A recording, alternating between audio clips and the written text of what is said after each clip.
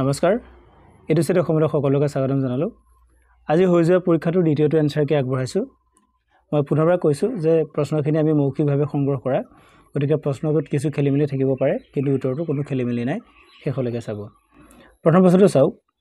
নীতি আয়োগৰ অধ্যক্ষ কোন এই শুদ্ধটো হ'ব প্ৰধানমন্ত্ৰী নীতি আয়োগৰ অধ্যক্ষ হ'ব প্ৰধানমন্ত্ৰী তাৰপিছতে চাও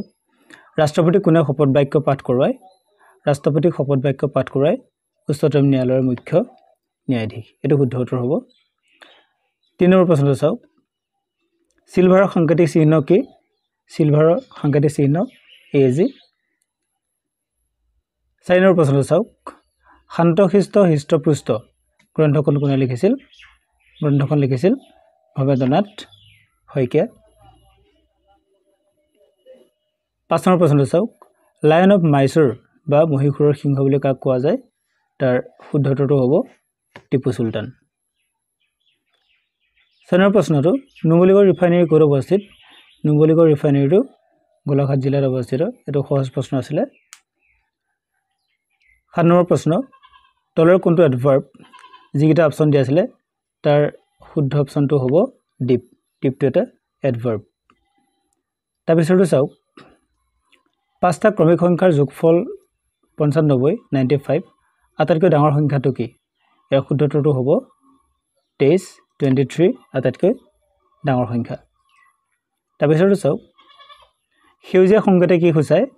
ইয়াৰ আমি অপচন বিলাক পোৱা নাইকে গতিকে সেউজীয়া সংকেতে নিশ্চয় যাবলৈ দিয়া হেতে বুজাব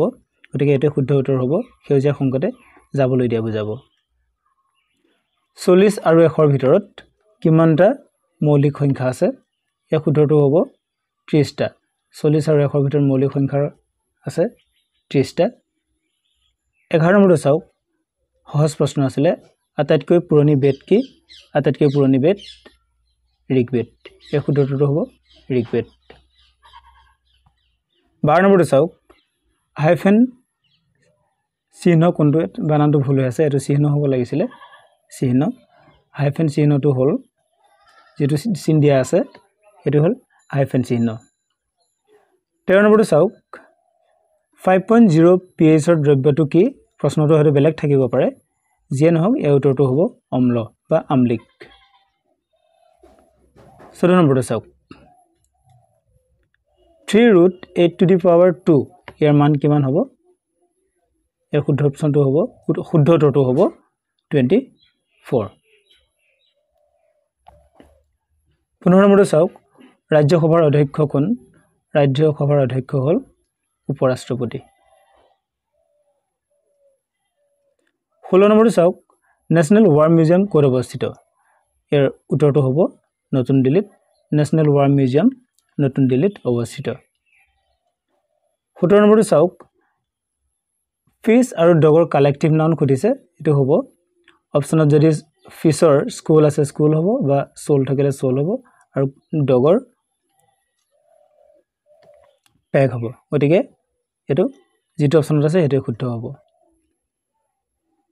18 নম্বৰটো চাওক অসমে কেইখন বিদেশী ৰাষ্ট্ৰৰ লগত সীমা ভাগ বতৰা কৰিছে ইয়াৰ শুদ্ধটো হ'ব দুখন অসমে দুখন বিদেশী ৰাষ্ট্ৰৰ লগত সীমা ভাগ বতৰা কৰিছে 19 নম্বৰ প্ৰশ্নটো চাওক আজি দেওবাৰ 92 দিনৰ পিছত কি বাৰ হ'ব ইয়াৰ শুদ্ধটো হ'ব সোমবাৰ 92 পিছত সোমবাৰ হ'ব 20 নম্বৰ প্ৰশ্নটো চাওক কুলু দিছৰা কোন ৰাজ্যৰ উৎসৱ কুলু দিছৰা হিমাচল প্ৰদেশৰ উৎসৱ হেতু মনত ৰাখিব বা ইয়াৰ শুদ্ধ অপচনটো হ'ব কুলু হিমাচল প্ৰদেশ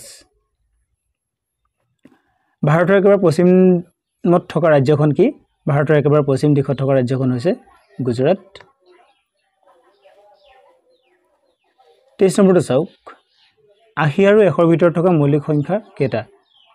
ইয়াৰ শুদ্ধ উত্তৰটো 3টা 100 আৰু 80 ৰ ভিতৰত 80 আৰু 100 ৰ ভিতৰত 3টা মৌলিক সংখ্যা আছে 24 নম্বৰটো চাওক ফুল form of DAYNRLM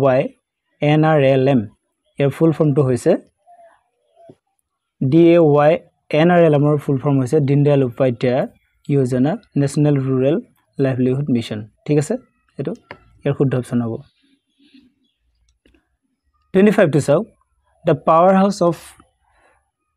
the animal cell is ইয়াৰ শুদ্ধ উত্তৰটো হ'ব মাইটোকন্ড্ৰিয়া হ'ব ইয়াৰ শুদ্ধ উত্তৰ 26 নম্বৰটো চাওক ৱাংখাৰৱাট ইন হুইচ কান্ট্ৰি এটা আছে কম্বোডিয়া এটা এটা মন্দিৰ হয় ৱাংখাৰৱাট এটা আছে কম্বোডিয়াত 26 নম্বৰটো চাওক গীতা প্ৰেছ ক'ত অৱস্থিত গীতা প্ৰেছ অৱস্থিত উত্তৰ প্ৰদেশত অৱস্থিত উত্তৰ প্ৰদেশৰ গোৰখপুৰত আছে যদি অপচনত গোৰখপুৰ আছে গোৰখপুৰ হ'ব যদি কোন ৰাজ্য আছে উত্তৰ প্ৰদেশ হ'ব 28 নম্বৰটো চাওক দক্ষিণ আমেৰিকাৰ পৰ্বতশ্ৰেণীৰ নাম ইয়াৰ অপচন কেইটা মই পোৱা নাছিলোঁ কিন্তু দক্ষিণ আমেৰিকাৰ আটাইতকৈ উল্লেখযোগ্য পৰ্বতশ্ৰেণীটো হৈছে এণ্ডিছ মাউণ্টেইন ৰেঞ্জ যদি এইটো আছে অপচনত এইটো শুদ্ধ হ'ব 29 নম্বৰটো চাওক the great Barrier rift is situated in which continent great Barrier rift কোনখন মহাদেশত অৱস্থিত ইয়াৰ শুদ্ধ উত্তৰটো হ'ব অষ্ট্ৰেলিয়া বা ওচেনিয়া যিটো অপচনত আছে সেইটো দিব আমি মাত্ৰ এই 29টা প্ৰশ্ন সংগ্ৰহ কৰিছিলোঁ পৰৱৰ্তী সময়ত পুনৰ আগবঢ়াম ধন্যবাদ